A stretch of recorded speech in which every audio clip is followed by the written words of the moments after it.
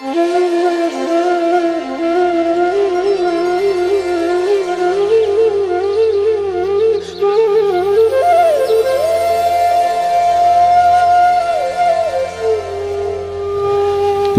मानुष्यो देह देही नाम क्षणभंगुर तत्रापि दुर्लभम मन्ये वैकुंठ प्रिय दर्शनम। मनुष्य देह मिलना दुर्लभ है, मिल जाए तो क्षणभंगुर है। हैं? ये मनुष्य जीवन ऐसे ही नहीं दिया परमात्मा ने। सोचो, घोड़ा नहीं बनाया, कुत्ता नहीं बनाया, बिल्ली नहीं बनाया, चूहा नहीं बनाया, बकरी नहीं बनाया, छिपकली नहीं बनाया, मेंढक नहीं बनाया, सांप नहीं बनाया, सब 84 लाख योनियों में है। लेकिन मनुष्य जीवन दिया परमात्मा ने, उसकी कृपा है कि नहीं है? सत्संग में व्यक्ति आ जाता है तो वो शराब पीना छोड़ जाएगा। बापूजी के सत्संग में कितने कितने शराबी, कितने जुआ खेलने वाले लोग आए और सत्संग सुने, क्योंकि सठ सुधरहि सठ संगति पाई। बापूजी के सत्संग में आके उन्होंने शराब पीना छोड़ दिया। कितने जुआरी थे, जुआ खेलते थे और सत्संग में बापूजी के आए और उन्होंने जुआ खेलना छोड़ दिया। तो सत्संग में सभी प्रकार की बीमारियों की औषधि है। इसलिए कहा, एक घड़ी आदि में पुनिया, तुलसी संगत साध की हरई कोटि अपराध।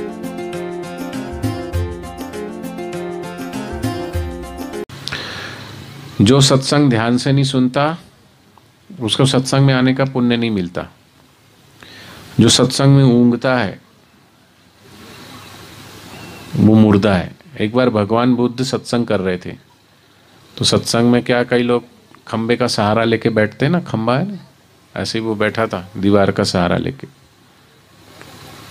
अब जो बच्चे अगर दीवार का सहारा लेके पढ़ेंगे तो पढ़ा हुआ याद नहीं रहेगा, बिस्तर पे लेटे लेटे पढ़ेंगे तो पढ़ा हुआ याद नहीं रहेगा, कमर झुका के बैठ के पढ़ेंगे तो पढ़ा हुआ याद नहीं रहेगा, लेकिन सीधे बैठ के पढ़ेंगे तो पढ़ा हुआ याद रहेगा।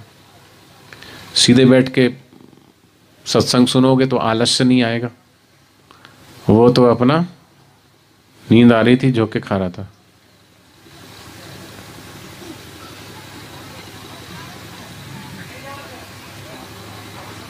भगवान बुद्ध बोले, भाई उठाओ उसको। किसी नहीं लाया, उठ सीधा उठाओ, थोड़ी देर तो उठाए। सो रहे हो? नहीं भगवान, नहीं। अच्छा, फिर सत्संग शुरू हुआ। दुर्लभो मानुष्यो देह देही नाम क्षणभंगुर तत्रापि दुर्लभम मन्ये वैकुंठ प्रिय दर्शनम। मनुष्य देह मिलना दुर्लभ है, मिल जाए तो क्षणभंगुर है। हैं? ये मनुष्य जीवन ऐसे ही नहीं दिया परमात्मा ने। सोचो, घोड़ा नहीं बनाया, कुत्ता नहीं बनाया, बिल्ली नहीं बनाया, चूहा नहीं बनाया, बकरी नहीं बनाया, छिपकली नहीं बनाया, मेंढक नहीं बनाया, सांप नहीं बनाया, सब 84 लाख योनियों में है। लेकिन मनुष्य जीवन दिया परमात्मा ने, उसकी कृपा है कि नहीं है? लेकिन वो फिर झोंके खाने लगा। हे भाई, उसको उठाओ। सो रहे हो? नहीं भगवान। भगवान बुद्ध ने बोले, सोचे कि भाई सो भी रहा, झूठ भी बोल रहा।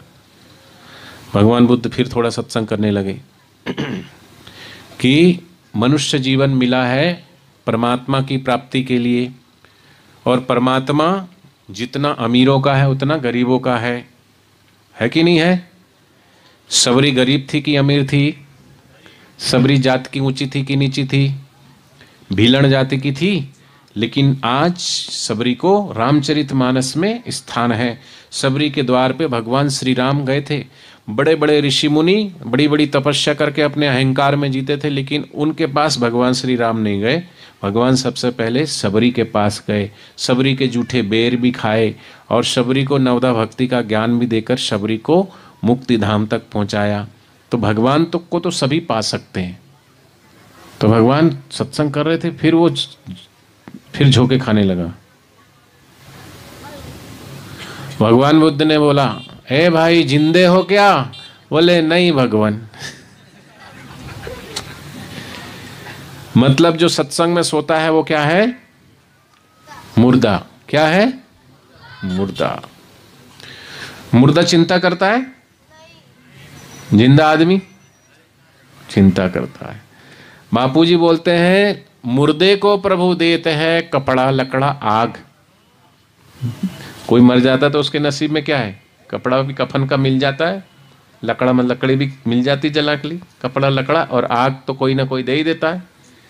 मुर्दे को प्रभु देते हैं कपड़ा लकड़ा आग, और जिंदा नर चिंता करे ताके बढ़े अभाग। वो अभागा है जो चिंता करता है, क्योंकि चिंता वो करता है जिसको ईश्वर पे भरोसा नहीं, जिसको सदगुरु पे भरोसा नहीं, जिसको भगवान पे भरोसा नहीं, जिसको सत्संग में रुचि नहीं, तो उठ के भाग जाएंगे।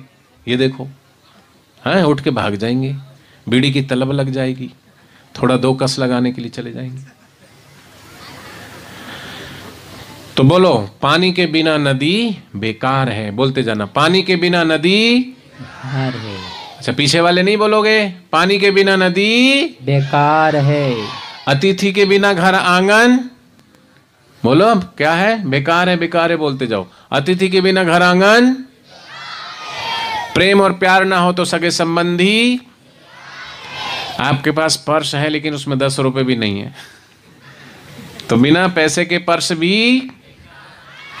ऐसे मनुष्य जीवन है, और मनुष्य जीवन में सत्संग नहीं है, मनुष्य जीवन में सदगुरु नहीं है, तो बिना सत्संग के और बिना सदगुरु के मनुष्य जीवन भी।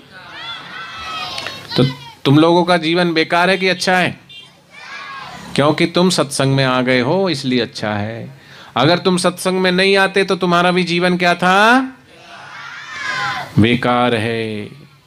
तो जो बीड़ी पीता है वो भी, जो सिगरेट पीता वो भी, जो शराब पीता वो भी, जो अपनी पत्नी को मारता वो भी,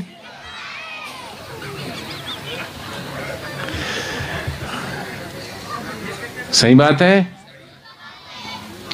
पहला जग में वो दुखी जो दिन रात रहता बीमार हो, खांसते रहेगा। ऐसा आदमी दुखी रहता है जो दिन रात, पहला जग में दुखी वो जो दिन रात बीमार हो। दूसरा जग में वो दुखी जिसको जुए की लत हो, बार बार खेलने की लत है। कभी घरवाली का मंगलसूत्र ले गया, कभी उसकी अंगूठी ले गया, घर का पैसा ले गया, अनाज बेच दिया, जुआ खेल खेल के घर बर्बाद कर देता है। वो भी दुखी रहेगा हमेशा। पहला जग में वो दुखी जो दिन रात रहता बीमार हो, दूसरा जग में वो दुखी जिसे जुए की लत हो और बार बार हार हो।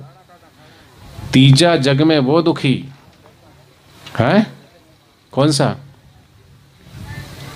जिसको शराब की पीने की आदत हो। है तीजा जग में वो दुखी जो शराब पीता हो, क्योंकि शराबी शराब पीता है, घर के पूरे घर को बर्बाद करता है, घर में कलेश करता है। चौथा जग में वो दुखी जिसके घर में झगड़ालू नार हो। पत्नी झगड़ालू है, वो घर में भी वो भी दुखी रहता है बंदा। पांचवा जग में वो दुखी जिसकी औलाद ना आज्ञाकार हो, बच्चे कहना ही नहीं मानते, चिल्लाते रहे, सुनते ही नहीं है कि नहीं? वो माता पिता भी दुखी है। और छठा जग में वो दुखी